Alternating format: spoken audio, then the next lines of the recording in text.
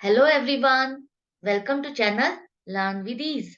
आज हम करेंगे कैश बुक और आज के लेसन में हम क्वेश्चन नंबर 29 को सॉल्व करेंगे जो कि है पेटी कैश बुक पर बेस्ड। यह क्वेश्चन आपका चैप्टर नंबर 11 डीके गोयल की बुक से लिया गया है। तो शुरू करते हैं आज का लेसन। यहाँ पर कुछ ट्रांजैक्शंस दी गई है जिसे आपको पेटी कैश बुक में पोस्ट करना है। इम्प्रेस्ड अमाउंट जो है वो है 5000 रुपीज। यहाँ पर एक लाइन लिखी हुई है कि पेटी cash book in analytical form. आपको एनालिटिकल फॉर्म में पेटी कैश बुक बनानी है।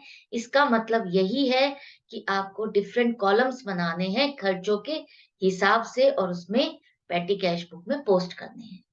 तो वो हम बनाते ही हैं कॉलम्स, उसी को ही लिखा हुआ है इसे एनालिटिकल फॉर्म। तो ये वर्ड देख करके कंफ्यूज मत होना कि एनालिटिकल क्या बनाना है इसमें।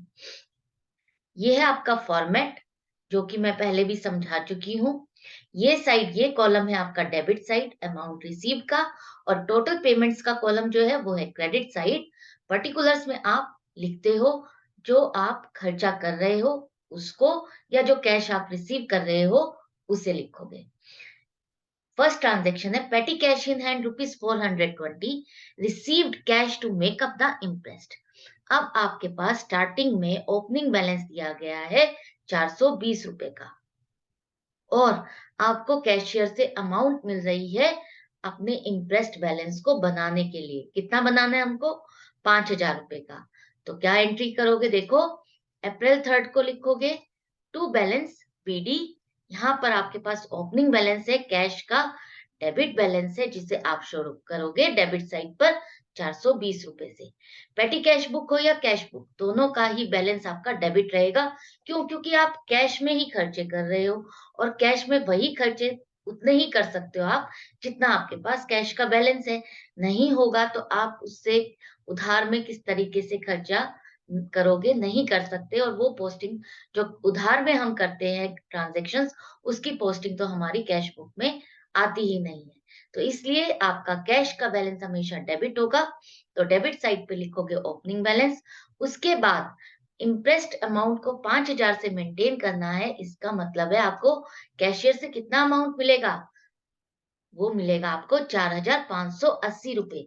तो यहाँ लिखोगे टू कैश अकाउंट, और अमाउंट रिसीव्ड के कॉलम में लिखोगे 4580 रुपए। अब इन दोनों का टोटल देखो आप, इन दोनों का टोटल आ रहा है आपका 5000 रुपए, जो कि हमें इम्प्रेस्ड अमाउंट मेंटेन करनी है, वो बैलेंस बनाना है महीने की शुरुआत में कैशियर के पास। ये हो गया। अब वो खर्चा कर रहा है, बॉट स्टैम्प्स फॉर ₹300। अब उसने कुछ स्टैम्प्स खरीदी है 300 रुपए की। तो आप डेट लिखोगे, उसके बाद आप लिखोगे पर्टिकुलर्स में बाय स्टैम्प्स। अब यहाँ जो खर्चा किया है उसे आप टोटल पेमेंट के कॉलम में लिखोगे 300 रुपए। ये खर्चा आपका पोस्टेज से रिलेटेड है। अब इस खर्चे को आप पोस्टेज के कॉलम में पोस्ट कर दोगे 300 रुपए से। नेक्स्ट है paid for office cleaning ₹200, repairs to furniture ₹250। यहाँ पर दो खर्चे आ रहे हैं जिसे आपको इस तरीके से बुक करोगे। डेट लिखोगे, उसके बाद आप लिखोगे बाय ऑफिस क्लीनिंग। यहाँ पर इकट्ठा नहीं लिखोगे ऑफिस क्लीनिंग एंड रिपेयर, अलग अलग ही लिखोगे क्योंकि अलग अलग खर्चे को हमें हेड में भी डालना है। तो अब लिखोगे आप ऑफिस क्लीनिंग से रिलेटेड जो खर्चा है 200 रुपए का टोटल पेमेंट के कॉलम में, और हमने इससे रिलेटेड कोई पर्टिकुलर कॉलम नहीं बनाया है। तो जो खर्चा पर्टिकुलर कॉलम से नहीं रिलेटेड हम उसे कहाँ डालते हैं? मिसलेनियस एक्सपेंसेस में। इसलिए आपका यहाँ पर आ जाएगा ये। उसके बाद है आपका रिपेयर्स टू फर्नीचर। दोबारा से आप डेट लिखोगे, बाय रिपेयर्स लिखोगे, और टोटल पेमेंट्स के कॉलम में लिखोगे 250 रुपए। अब इसका भी हमारे पास कोई पर्टिकुलर कॉलम नहीं है, तो हम इसे भी मिसलेनियस के कॉलम में लिखेंगे। नेक्स्ट है आपका पेड बस fair ₹440, railway fair ₹330, wages 200।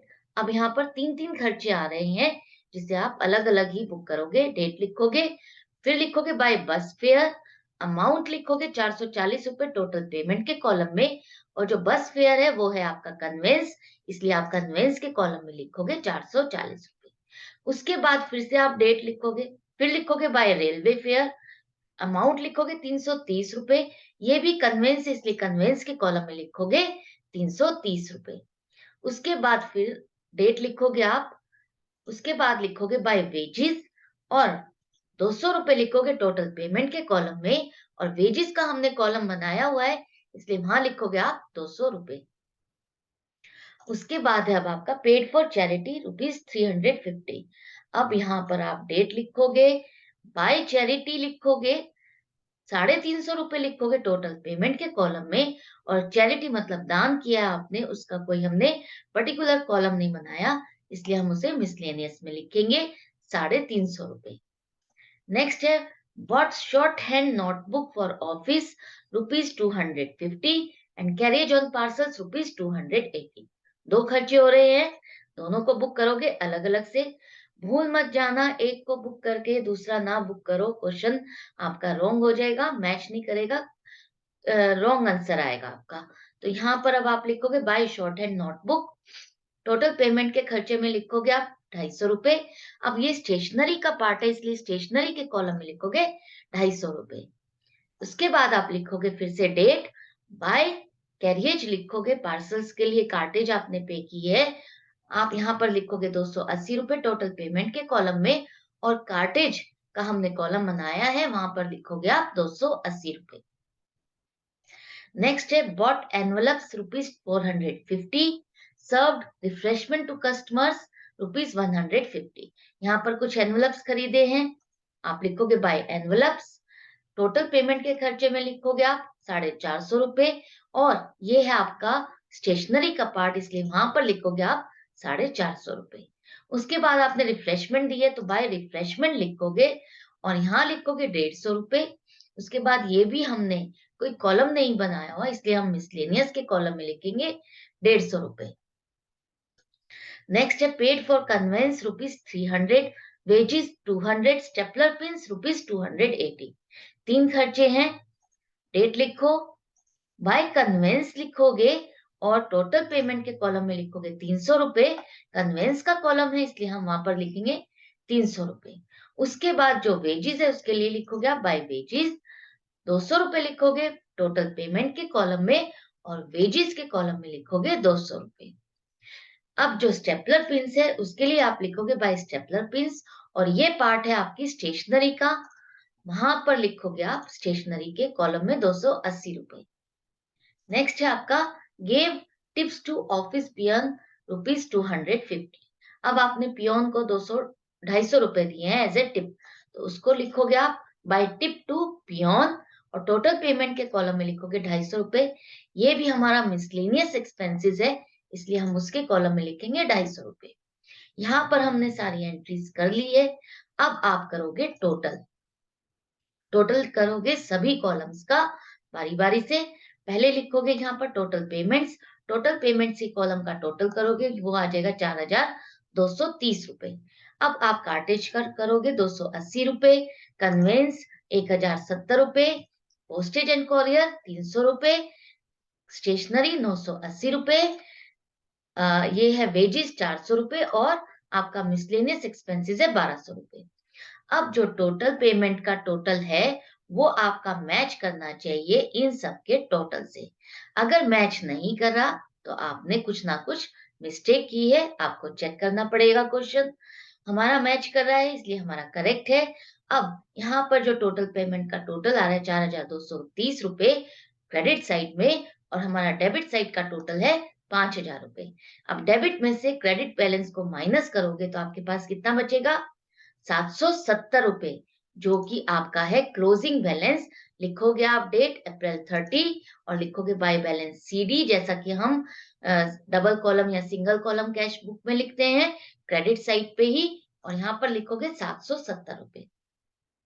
And में टोटल लिखोगे 5000 रुपए। ये हो गया यहाँ तक आपका टोटल का पार्ट। लेकिन अभी क्वेश्चन आपका कंप्लीट नहीं हुआ है। अभी अभी आपको आगे क्या करना है, यहाँ लिखना है नेक्स्ट मंथ के लिए 1 मई लिखोगे, और वो जो बैलेंस बच गया है कैशियर के पास वो दिखाओगे आप टू बैलेंस पीडी, और डेबिट साइड पर लिखोगे 770 रुपए। आपको इम्प्रेस्ड सिस्टम के बारे में पता है या नहीं पता, यही जज करने के लिए एग्जामिन आपको ये देता है और आपको ये लिखना होता है, ज़रूरी है, तभी आपका क्वेश्चन कंप्लीट माना जाएगा क्योंकि उसने लिखा हुआ है कि आपको इम्प्रेस्ड सिस्टम को फॉलो करते हुए ही पेटी कैश बुक बनानी है। तो आपको ये 2 एंट्रीज करनी बहुत इंपॉर्टेंट है, ज़रूरी है। इसके बाद आप लिखोगे 770 तो आपके पास ओपनिंग बैलेंस बचा है 1 मई को, लेकिन मैंने जैसा कि बताया था इम्प्रेस्ड सिस्टम में जितना भी खर्चा किया होता है, वो बैलेंस दोबारा से रीपे किया जाता है पेटी कैशियर को ताकि उसके पास बैलेंस दोबारा से मेंटेन हो जाए। तो हमने 1 मई को कैश रिसीव कर लिया, टू कैश अकाउंट लिखोगे और यहाँ पर लिखोगे आप सॉरी यहाँ पर लिखोगे आप 4,230 रुपए। इस तरह से ये आपका बैलेंस दोबारा से 5,000 मेंटेन हो गया है। आपका ये क्वेश्चन कंप्लीट हो गया है। इसके साथ हमारा कैश बुक का चैप्टर भी कंप्लीट हो गया है। आई होप अब तो आपको ये चैप्टर बहुत अच्छे से आ गया होगा। जो मैंने बीच-बीच में आपको टिप्स और ट्रिक्स भी बताई हैं कि कैसे आप कैश बुक के क्वेश्चन को फास्टली और करेक्टली कंप्लीट करोगे। तो ये चैप्टर कंप्लीट करने के बाद अब हम मिलते हैं नेक्स्ट लेसन में, नेक्स्ट क्वेश्चन के साथ। लेकिन आप जाने से पहले चैनल को सब्सक्राइब कर दीजिए, लाइक कीजिए और शेयर कीजिए अपने फ्रेंड्स के साथ। अगर मुझे फॉलो करते रहोगे और फ्री में अकाउंट सीखते रहोगे, तो आप 100% क्या 200% you will score good in accounts. Bell icon को प्रेस करना ना भूलें। मैं ज़रूर मिलूँगी नेक्स्ट वीडियो के साथ। उसके लिए आपको नोटिफ़िकेशन आएगी और आपको उसको प्रेस करना है ताकि आप उस लेसन को देख सकें और सीख सकें। Goodbye and take care.